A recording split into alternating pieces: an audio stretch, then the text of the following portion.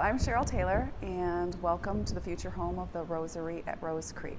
I grew up in this area on a farm in Leroy, and my mother actually grew up in Rose Creek, and she got married in this church in 1952. A little over a year ago, they passed away. As I was walking down memory lane, I wanted to drive by the church, was quickly put in touch with the seller, and gave me a tour the next day, and had a vision of what this could potentially be. It's roughly about 3,000 square feet, and it's in the center of old historic Rose Creek.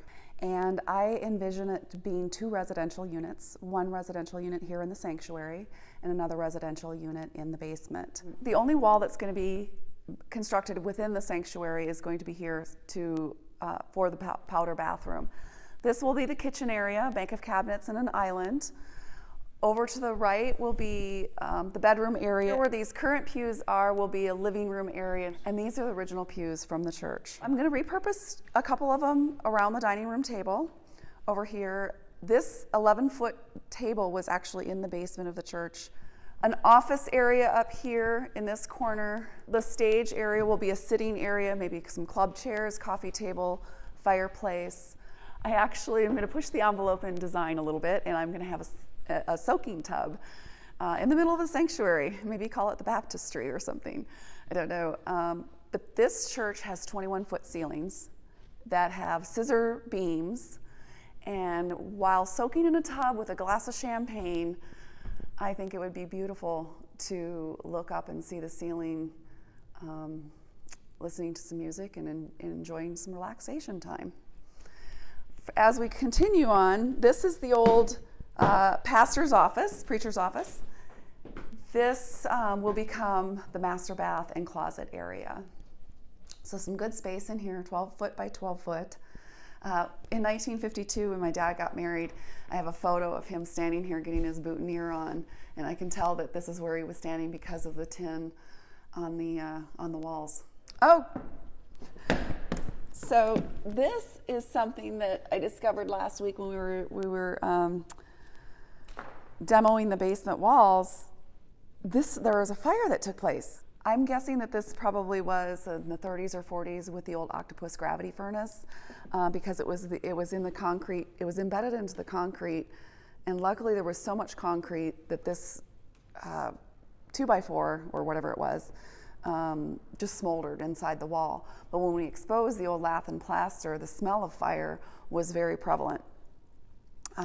But yeah, I'm saving this little piece to put in the shadow box, that this church potentially could have been destroyed years ago. Into the basement now, and the dungeon. It's a little dark right now because I haven't got any electricity on down here for lights, but we'll make it work. So this is going to be an apartment for me to live in.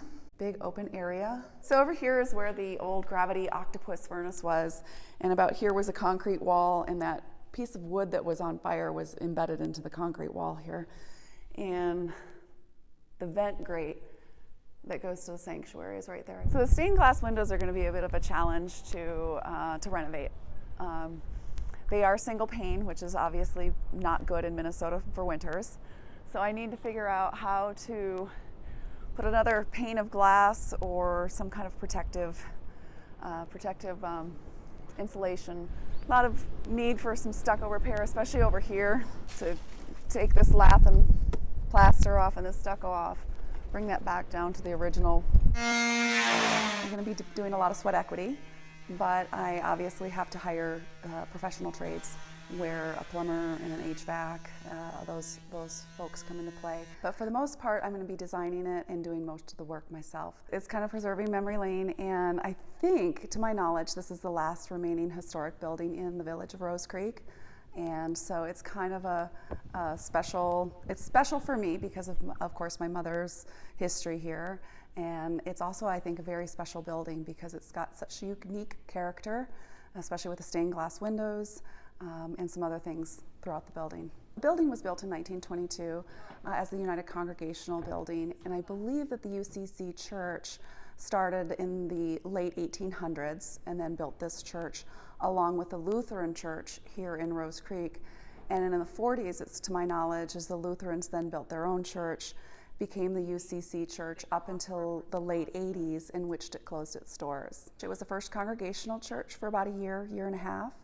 And then after that, a private citizen purchased it, and it was like the original man cave, kind of a woodworking tools, storage facility for his things. And so it's just been really stagnant for about 30 years. Not quite abandoned, but almost abandoned. So the church will be 100 years old in next year. And my parents got married in this church on June 15th, 1952. So I'm hoping to have a ribbon cutting ceremony or unveiling ceremony on June 15th of 2022, which will be the 70th anniversary of my parents' wedding day in this chapel. It's not for the faint of heart. It's a very labor-intensive project, time-intensive, and costly to restore a historic property. So it's definitely a passion that's kind of coming full circle.